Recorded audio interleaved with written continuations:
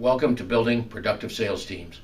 You're about to view a presentation offering a series of ideas on how to effectively structure and organize your sales effort. This was a presentation made at a major craft convention earlier this year. My name is Bob Brown. Let me give you a quick recap on my background and experience. Over the last 30 years, I have worked with over 100 beer, wine, and spirits and consumer packaged goods clients. My sales and management programs have trained over 10,000 supplier and distributor personnel. Prior to that, I was National Director of Sales Training for the Gallo Winery, and before that, carried a sales bag as a consumer packaged goods sales representative and manager. In essence, I've spent decades helping people build productive sales teams. So I know from experience what works and the typical mistakes made by companies like yours that are attempting to build brands in an increasingly competitive marketplace. Now, as I said a moment ago, I've been working with beer, wine, and spirit distributors and suppliers for over 30 years. And in that 30 years, I've seen some sales organizations that were train wrecks. I've seen others that were top performing, executing in the street teams. And the difference had a lot to do with what we're going to talk about today. Again, I've seen sales organizations that did not know how to set objectives. Their sales calls, for the most part, were visits. And I'd be talking to people at the end of the day, have you ever asked for an order, for Christ's sake? On the other hand, you see people at bang, bang, bang.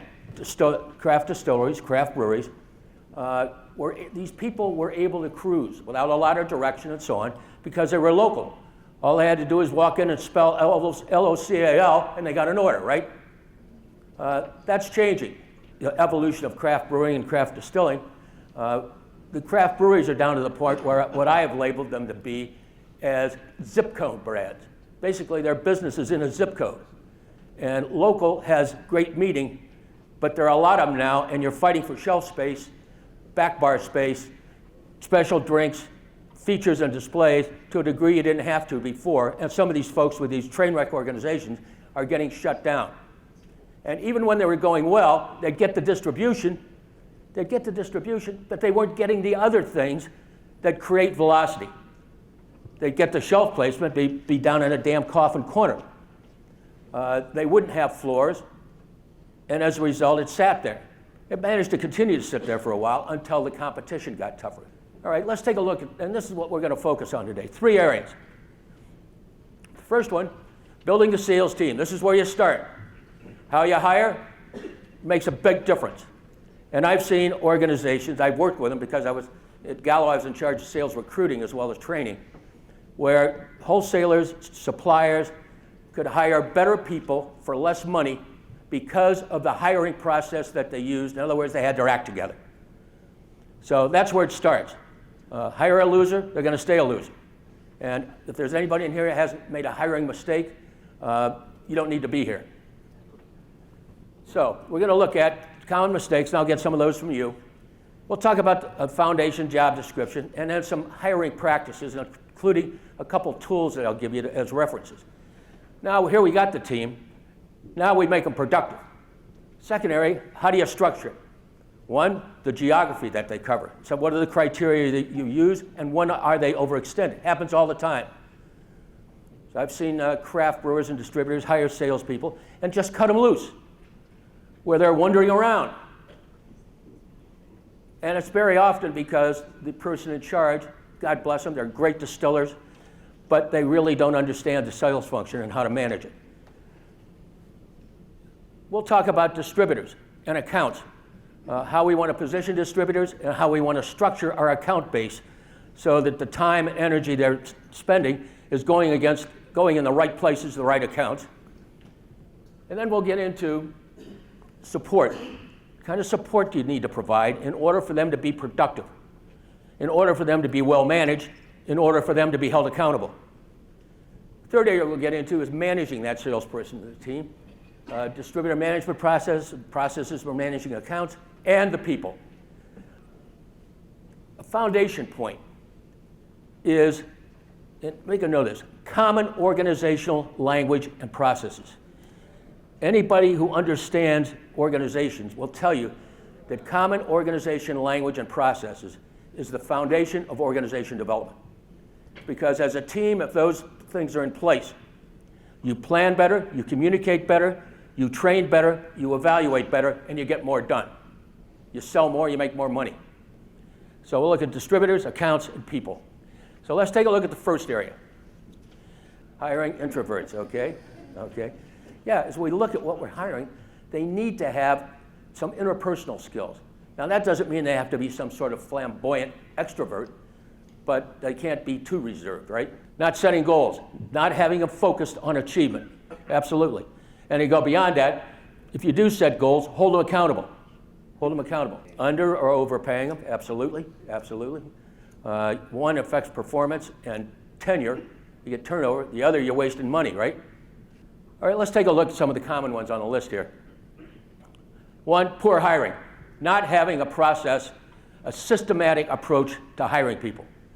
You're going to make some mistakes, but your batting average is going to be better if you have a defined process for hiring people and you know what you're looking for, as I'll show you in a minute. Second, not providing structure. Structure for the job, structure for their routing, structure for their account calls. Lack of direction. Like I mentioned, I've seen suppliers and wholesalers whose people wander around. In some cases, they're wandering around on airplanes to different markets without any goals. I'd spent some time with a winery rep at one time. And this is just not knowing what they're doing, not having direction. I started out with him in Detroit. We drove to Cincinnati. It was the Ohio Valley Wine Company, who were also, their different divisions were in the wine and spirits business. We went directly to the distributor. And he went in and he started with his asks. Well, he got 4 of the 5 of them, the distributor shot down immediately. And I knew the distributor because I'd had him in training one time with another. We went out in the market then and looked at some accounts, and most of what the distributor said was wrong. He violated the basic rule of never go into a distributor without having been in the market first. Because one of the realities of the business when you're dealing with a distributor, or even if you're evaluating a salesperson, the last one on the streets holds the power. Remember that one. The last one on the streets holds the power. Weak expense control, bar spending, running loose with a credit card. Oh, I want to need distribution. The guy says, here, give me your American Express, and he runs off $200. Happens all the time. Happens all the time. Too large a coverage area. Too large for them to, in essence, build relationships with key customers, be in there often enough to get things done. And lastly, inadequate training. Inadequate training. It's like the old saying, what if I train these people and they leave? The other side of it is, what if I don't train them and they stay, for Christ's sake? Huh? All right, let's begin to look at some of the structure now from a hiring standpoint. Some considerations. One, build adding people into your business plan. If you've got coming up with additional capacity, you know you're going to have to move this many more cases of spirits, of your brand. Do I need a salesperson in order to get this done? Don't realize it too late, because then you begin playing catch up, you hire too fast, the probability of a bad hire is worse, or is higher rather. Now this is when you're going from your tasting room out to retail, on and off premise, going to from self-distributing to a wholesaler network, or expansion, being particularly careful with the last one. Now let's look at the hiring process real quick. First of all, get a job description. If you don't have a job description, and whether you're calling them sales reps, brand ambassadors, key account people, depending on what they do, get a job description. And if you take a look, you'll see an example of one. It has 5 basic functions, and the details will be in there underneath. And that pretty much covers it. So have a job description. That's the foundation for explaining to them and getting a common understanding of what their job responsibilities are and the basis for which you're able to hold them accountable. It's also the basis then for evaluation. It's also the basis, what do? You train them to perform the functions that are laid out in the job description, right?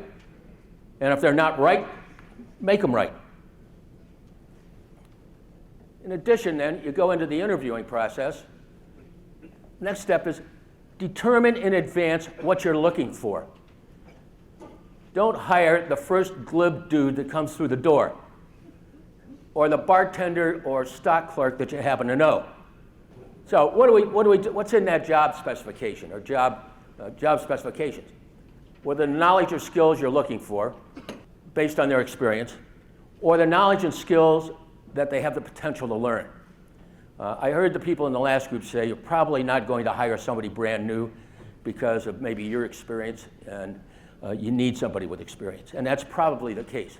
The good companies, as they evolve and mature, end up deciding to hire people and building their own. That's what Gallo does, that's what Boston Beer does, that's what a number of the really good ones do. We're going to train them and make them the way we want them and not have to correct somebody else's faults or whatever. So, have a hiring description. In other words, can they do the job? Do they have the interpersonal skills to get along with people and build relationships? And their own personal characters and strengths. A tool that I'm providing for you that has been used fairly widely, but again, you want to change it around to adapt to your situation, but it's a start. For that interview process, use a interview evaluation form that outlines specific knowledge and skills, personal traits, and experience factors.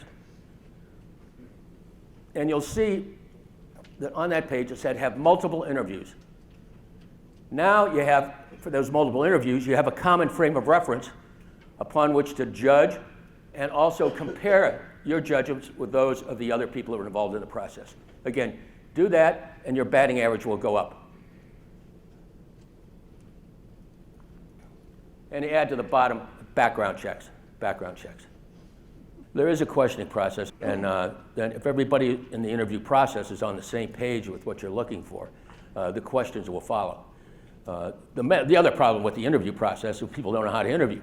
They end up talking 80% of the time when it's the other way around. They don't know how to use developmental and exploratory questions to get the other person talking. All right, let's move on to the next area, structure. And here again, we're going to look at, as we talk about structure, 3 basic focus areas. Structuring the sales function. Number 1, geography. Number 2, the distributor and accounts. Number 3, the kind of support that you should provide. Okay, we look at geography. You've heard over and over again, local, local, local, right? So take full advantage of local. And also I throw another one in there that's big, probably for the wrong reasons with the trade. New. Take advantage of it. But the thing is, focus on your strengths and build your core consumer shopper base, patron base here, and work your way out. Because if you can create some fans here, the word gets around, and you move out circularly from the place, that, from your heart, from your distillery, your tasting room, in all likelihood. Because that's where you can build fans. People get to know you. If you're doing it right, they're talking about you. And it's the people around there, so you can expand. The ones who too quickly jump out here and here and here to other states, they're usually doing so for the wrong reason. The reason typically is, I've seen it with beer and distilleries, craft beer, is that they're not getting sales at the capacity they're producing, and they need to move some goods. They get them out there and they die. They typically say that the rule of thumb that I've heard, and this is a rule of thumb that I don't know how much basis it has in fact, that when you go beyond 250 miles from your base, your costs are going to go up or your volume's going to go down, because you have to have the people out there to support them. Flow outward from strengths. Brands, now this isn't quite as true today. Brands are built on premise, but I believe it's more true for distilled spirits than it is for beer and wine. In beer and increasingly in wine, they call it the rotation nation, the flippers. They're not flipping distilled spirits to the same degree yet, although the on-premise operators may figure out a way to work together with distributor sales rep to screw you, but we can wait for that. Just keep an eye open for it. This target events for visibility. One of the things that you hear that's working these days is find out the charities that the core accounts that you're working with are involved with and support, and tie in with them. The accounts love it. It builds some ties with the community, and it's a good way to build relationships. And when you have relationships like that, when it comes down to a key decision between you and somebody else, you tend to get the ties. And that's a big one. That's a big one. And as the marketplace becomes more competitive, relationships of and by themselves diminish, despite the fact they're there. This becomes more value-added selling and relationships, which carry much more depth. I know examples of another one that people tie in with are firefighters, with their events, tying in, doing tastings, just supporting them in one way or another. So look for those opportunities, because even if you're not totally local, it can give you the image of local to a degree that you might not be able to do otherwise. Make sense? Okay, first we had geography, now we got distributors and accounts. First one, logical channels. Which channels, given your brand, its characteristics, and the demographics of those you're going after or that are your drinkers, what are the right channels to go after? Is it casual dining? Is it fine dining? Is it bars?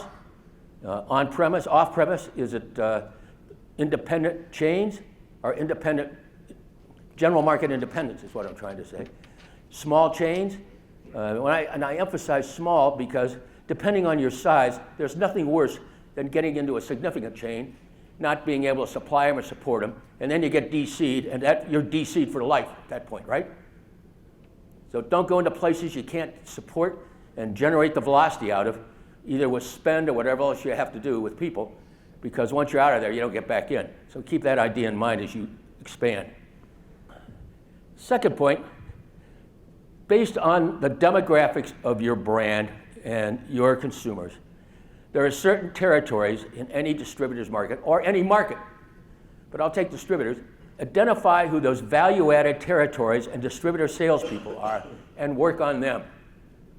You can't be all things to all people, so target it. With your size, that's absolutely necessary for you to make effective use of your money, not to mention your time and energy, right? The time and energy of your people. Off-premise, classify accounts. A, B, and C, or HDMT, LT, LTM, HD, high traffic, medium traffic, low traffic, merchandisable. And as you look at those, target the ones that are most suitable for your brand, and they are going to be the ones that are going to become your core accounts that you work on and measure sales rep performance. Don't give them the whole market and just let them go, which I've seen happen again and again. And it's often because people who are running the distilleries haven't really had that much sales experience, and therefore really don't know how to structure that sales rep's workload. And if that's something you don't know quite how to do, get some advice from somebody. You've got probably, if you're doing a decent tasting room or self-distributing business, you've probably got distributors hustling you, trying to get you to go with them. Well, get that information on their way they classify their accounts. Milk them. And then for your salespeople, establish coverage and frequency guidelines. I've heard 60 to 80 accounts, and that's probably legitimate. And the more tight you have the geography, the more accounts they can cover in a reasonable period of time. And then you gradually can expand out. But keep in mind that every 20 or 30 minutes of windshield time is another customer that they can't cover. That's why you want that coverage tight, and then gradually expand as it makes sense and as you can add people, whether that be full-time or part-time. So that covers structure. Let's get to support, and we'll cover 4 key areas here. 4 key areas. 1, what kind of information do you need to give them and get? Pricing. What kind of sales tools do you need to provide? And finally, the kind of production and customer service you need to maintain your reputation. So, information. 1, you want information on their performance. How are they performing against distribution, display, menu placements, bar placements, against the objectives you've set? And you also need to know whether those objectives are realistic. And this requires you to get out in the market, really. Salesperson's performance. How are they performing against their goals and objectives so that you can hold them accountable? And when we talk about people management, we'll talk about when you do this and how often. Next, you want team performance. How's the team doing? What's the ranking of the performers? Who are achieving the objectives and who aren't, and why?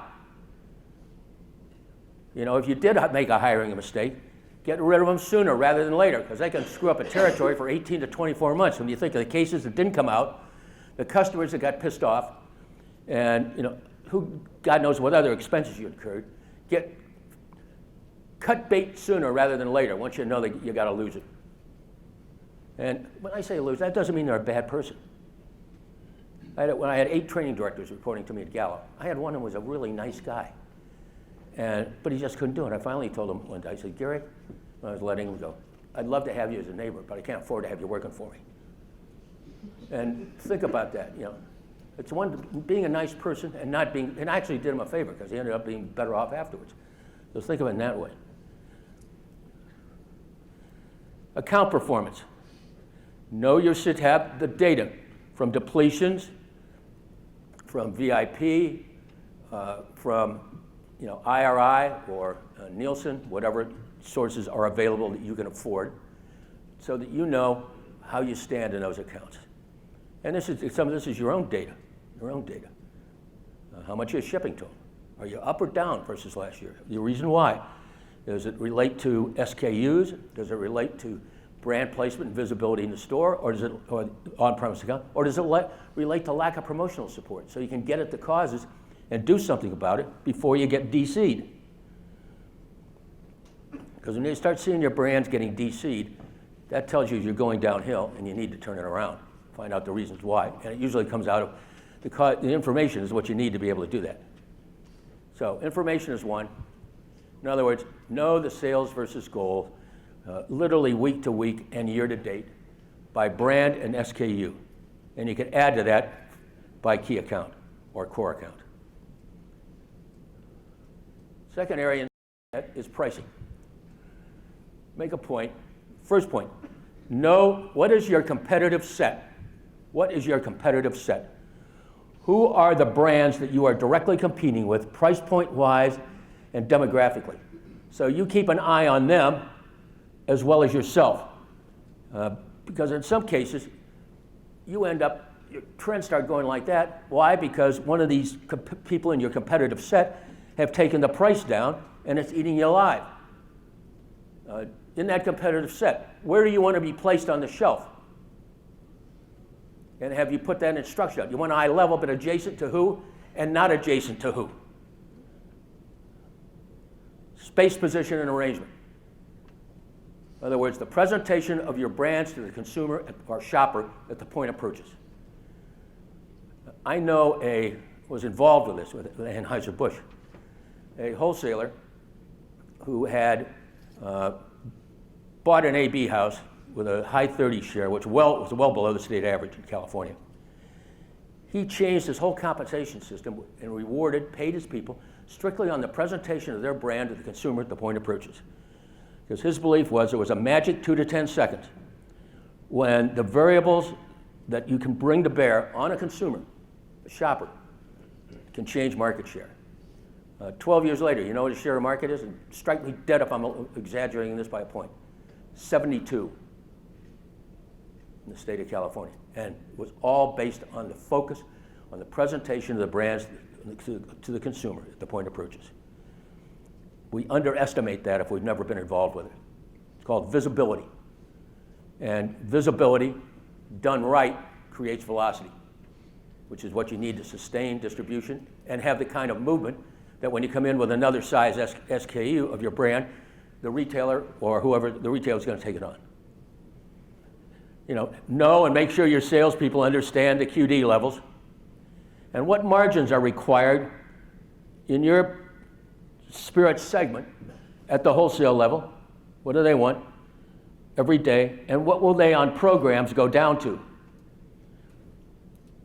At retail, what's the retailer want every day, and what do they want for a feature or a hot feature?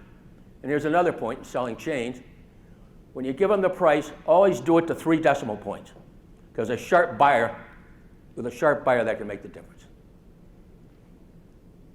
Every day feature, And if you want to manage your pricing, back out from target retail. If you want a $29.99 ad, every day, take out the retailer's margin.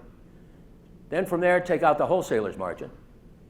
And if you have any other cost involved, take those out, and that'll tell you what you should be selling it for. And remember to round in your favor. Remember to round in your favor. Because if you don't, the retailer and the wholesaler sure as hell will, and that means you leave pennies on the table. And with some of these big distillers, big suppliers, that rounding can add up to thousands and thousands of dollars a year. In other words, the byword is scoop the pennies. Scoop the pennies. Take a look at pricing and margins for them, because I will see where some brands are stronger. They'll have a $25.99 price point, while you're in there at $29.99, maybe with comparable sales velocity. In other words, by giving them the better position, they're screwing themselves by trading down their average market basket. So look for things like that. Be able to talk about local support or involvement that you're in that they're not. So you're going to have to come in with some selling benefits in order to get them to make a change. So look for shelf position, pricing, movement, local involvement, any hook you can put your hat on that maybe they're not. That may not work because that's a tough one. It's a tough one. I'd rather if you have a portfolio, I'd rather have you have a block within the gin category. A block within there. And in some cases, that's a matter of gaining multiple facings and better position on the shelf. See what's happening, and it's almost inevitable. One of the neat things, beer and spirits are still, for the most part, brand driven. Wine is SKU driven. And the retailers did that to them when they began to establish the set by style, Chardonnays, Sauvignon Blancs. So what that did was reduce the leverage of suppliers with the retailers and doing business with them. If you have enough in your brand, enough brands to block your group of products, your gins and so on, that's good because you got the comparable labels in there that have a billboard effect that attract attention. But the retailers are saying that the consumers find it easier to shop by type than by brand. And it's a battle you're going to fight. The beer people are fighting that as much as they can because people like Total Wine and more and some others, they're setting them by style, all the IPAs together and so on, and the same thing happens. You see in the wine business, the outcome of that is, unfortunately, it reduces the brand equity, and you see in the wine business that they're throwing new wine styles against the wall all year long, because that's the way to build volume. It's the way to build volume. It's a good question, but it's a tough situation. Support. Third, sales tools. We're going to look a bit at incentives. Sell sheets and point of sale stand for themselves. Those are kind of the price of admission. You want to sell product off the shelf or off the floor or in an on-premise restaurant, you need something that calls attention to your brand when it's on the shelf, on the floor, and on the back bar. Now, incentives we're going to talk about in a little length because this is where you can piss away an awful lot of money. I own a piece of an Irish distillery, and we're bringing it into the United States, and with dealing with people like Southern and some of the others, it cost you a fortune to get any attention.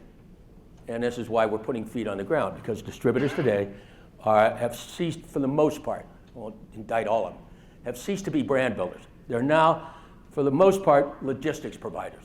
They take orders and deliver this stuff, right? So that's why this whole feet in the street and the way you manage them is so important. Look at incentives. The key with incentives is the mix. Who you give what to. How much of the incentive money you have available, presuming it's competitive.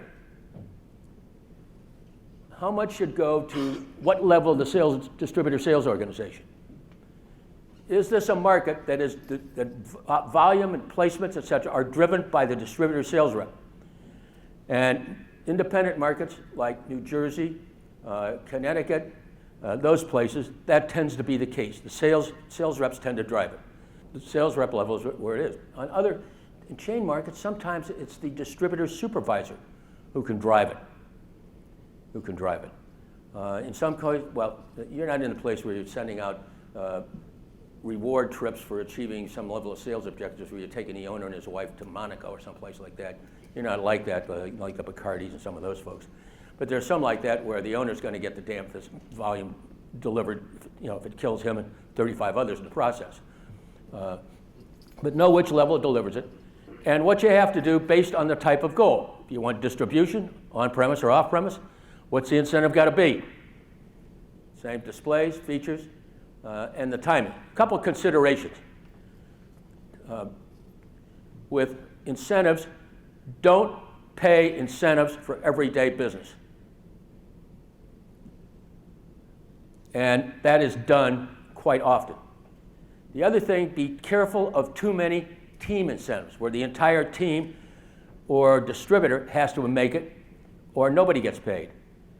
Because what you end up with the high performers being pissed off, and they say the next time so-and-so brand comes along, screw them, I'm not going to work, because I got these other folks that won't get it done. I'll put my energy and effort somewhere else. I'm not saying don't do team incentives, but make sure people are taken care of and don't do them too often. Okay, the trade with incentives, what kind of deals and margins are required on and off premise in order to get taken on in any one of those areas? Should there be incentives for point of sale material, incentives for wait staff training? Those kinds of things make sense. Trade shows, comment on demos. Demos are a very effective way of getting visibility for your brand, getting consumers tasted and educating. I just saw a report on it. I said they can be highly effective. But they can be a waste of money if you don't have somebody who's trained and educated to tell the story and handle in a acceptable way the tasting process. You got some of these promotional firms, you get some idiot that stands out there, grunts at the people coming by, hands them something to drink, and basically have an IQ 1 point above a house plant, and you're paying them God knows how much money. So it can go from for the most part, an almost total waste to something that's very productive based on the way you handle it. So, also the consumer, whether target price points that they'll react to, how elastic from a pricing standpoint is your particular brand and your segment, coupons, rebates, premiums, contests, sweepstakes, and so on. Some of the things to consider. Well, you got the best times to do it, which we know what they are. I think the main thing is that you're in there, if it's a promotion agency, that you or somebody on the team is there to take them through the story of the product and how you want it done, and then go out and check it. And if the demos are awful in this store, and this store, go back and tell the demo store, I'm not going to pay you. Or you're going to give me a discount on the next group. And let them know that in advance. I'm going to inspect it. See if they do it the way we said, because that's the only way it works. Otherwise, I'm throwing money away. So let's look now at support. Obviously, you have to have the production capacity to meet the demand. Shipping has to be on, because on-premise in particular, if you miss some shipments of your self-distributing, you're not going to be on that special drink list for long. And customer service. It's, in essence, the bottom line of keeping your reputation together. So we come down to the last area, building the sales effort. 4 areas, managing the salesperson. We're going to talk about distributor management processes, account guidelines, and people management processes. 3 key areas. Distributor management. I've been teaching distributor management for 25 years to suppliers in beer, wine, and spirits. And a key one is, and you've heard of these, having an annual business plan. Now the key word that's emphasized there is collaborative. In other words, it's a 2-way discussion. The next line there is a line, quote unquote, from the general manager of a craft beer and spirits distributor, one of the branches of one of the largest in the country that was my client for a couple of years. What he told me in the group when I had him, he says, I've got some craft people coming into me, not with a sales plan or a marketing plan, based on what the market will absorb and what can get done in the market. They're bringing me a production plan It's the amount they need to sell in order to make money and reach their bottom line, right? And they see that right off. Also, when it comes to annual business plan, the one I bring up next, the monthly or quarterly or semi-annual business review, the number one complaint I've gotten from distributors about supplier representatives, number one, has been the lack of preparation. The lack of preparation. So, come across as prepared. And I'll give you a couple tips on doing that. Here's the process, the way to put together an annual plan. And when a distributor sees this, they're going to be much more attentive. Number one, what's your base volume by brand or for your brand? In other words, what's your run rate? What are you selling day in, day out if you do nothing else? Second, what are the trends? How's the brand trending? How far up? SKUs, what's their trend? And also be able to discuss the causes. Why? Third, what investments do you plan to make over the coming year that should further stimulate the brand? What's your spend levels going to be? Do you have new products? Are you going to have maybe point of sale or social media activity that you didn't have before that should impact the volume of the brand? And then lastly, taking a hard look at the opportunities. What volume will be gained by realistic expansion of distribution? X number of points of distribution, and be as specific as you can, and be able to talk about who they are. Additional promotional support, whether it be ads, menu placements, special drinks, whatever. In other words, what opportunities can we mutually work together with my feet on the street and your organization to get it done, and what will it translate to? The main point is know and be able to talk about where the business is coming from. Even before cannabis deregulation, I used to have wholesalers tell me, I have people coming in here, they give me numbers of what they want this annual plan to achieve. I ask myself, what are they smoking? And they weren't kidding. So, some other distributor management process ideas. Based on your ability to command, have a monthly or quarterly, whatever you can get, business review. Number one, send them an agenda in advance. Some of them, they'll fall over. What you want to talk about, and put in there is any issues you'd like to discuss. Send it to them a couple weeks in advance. That agenda should include these areas: results versus plan and goals year to date, plus results on recently completed programs. Where do we stand on current programs we have in progress right now? We have a distribution drive at 40 points of distribution. We're 50% of our way gone. What percentage have we achieved? 65? Are we down to 35 somewhere? Need to do something about it. What are the conditions in the market? Space, position, arrangement, floors, promotion. Now, what we have, we want some commitments for the upcoming period, maybe the next 90 days in the way of distribution or whatever else you have going for you. And then finally, some housekeeping. That's a pretty solid standard agenda for a monthly or quarterly business review. Talk about what are a target number of focus periods. How many focus periods a year are you going to get from them? 1 a quarter, which is for a small brand, that ain't bad, if they'll commit to it and get something done. Count surveys. That's the way you inspect what you expect, is with surveys. The major suppliers I've seen go in a tank. One of the first things I check is how much time their people spend in the street. And it's usually not enough. And it also represents something comparable to that example earlier. They go to the distributor before they survey. Make that a discipline. Participation in sales meetings.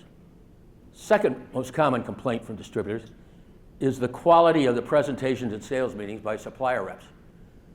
They've talked to me about mentioning some reps with different companies. Their brand would be better off if that person never showed up. And that's an actual quote. And you got some of the bigger distributors now, they're evaluating suppliers' presentations and not allowing them to come back if they weren't good enough. But the time you spend in these meetings and how good they are has a lot to do with how comfortable their salespeople are in selling your brands. And the more comfortable they are, the more time they're going to spend selling it because they feel good talking about it. And that's something, when you look at the next one, work with, that you want to achieve on a work with. Work with should have two goals: to motivate and to teach as much as you can about your product. But you're also evaluating out there as well. Also evaluating as well. And then participation in events, which we talked about earlier. Two things with it when you got a new distributor. Make sure you get a couple hours, not 20 minutes. And put on the full dog and pony show and spend some money on it. Because that impression's going to stick for some time. I know of a major distributor who, with a new winery, I happened to be in the back of the room. Supplier rep came up and presented a new brand, and the general manager said, "Oh yes, it's a great brand." As soon as he finished and walked out the door, the guy went and took a sheet, threw it over, and said, "Forget about this one." True story. And I'm sure that's not the only time that happened. Okay, account management. Maintain a list of core accounts, the key accounts you want focused on, and that you want to measure and stay on top of, and you want relationships built with. Revise it, every 90 days. Take a look at it. Are there some that should be dropped off? Or are there some other ones we've identified we want to put on here as targets? And that's what your sales reps, each sales rep should have a core account list. And if you're going to survey their performance, go out and check on how they're doing. So it's core accounts that you see a cross-section of. Display standards. What should a display look like? And we know, basically any display is good. It's just some are better than others. But when you got displays with location, back card, price card on 3 sides, and a buying message, you got a display that if 1,000 people go by it, significantly more will buy it than if they weren't there. All right? So set those standards. If you're going to get a display, and maybe spend a lot of money to get it, get the most out of it. Location, location, location. It's like real estate. People management. About 3, 4, 5 points. Number 1, have a weekly phone call or meeting with anybody you have working for you on a cell. And what do you review? These areas. Results for the week. What did they get done? Some successes, something you can celebrate. Well, are there any issues with the account or distributor you need to know about that you can help with, or we need to at least be alert to? What are the kind of goals? What are the goals for the next week, plus the latter point? Monthly meeting, team, one-on-one. For new hires, have an onboarding program. There's a direct correlation between turnover and productivity of people who are handled correctly in that first week or 2 they're on the job. Have a defined program. Provide coaching and feedback, ongoing training and development, and have a performance evaluation system. These are fundamentals. They're blocking and tackling. As you look at what we covered, they're blocking and tackling. This business and the things I'm talking about is not PhD stuff. It's fundamentals. And the best executing organizations have their act together on this. The ones who don't are the ones that, like the difference in the Patriots and number 32 in the NFL. So, other than that... Thank you for viewing our presentation on building productive sales teams. We hope the information we reviewed will be of value in helping you build sales volume and profits going forward. If you have questions, would like further information, or simply would like to discuss sales management issues, feel free to email or call. I would be happy to talk with you at no charge.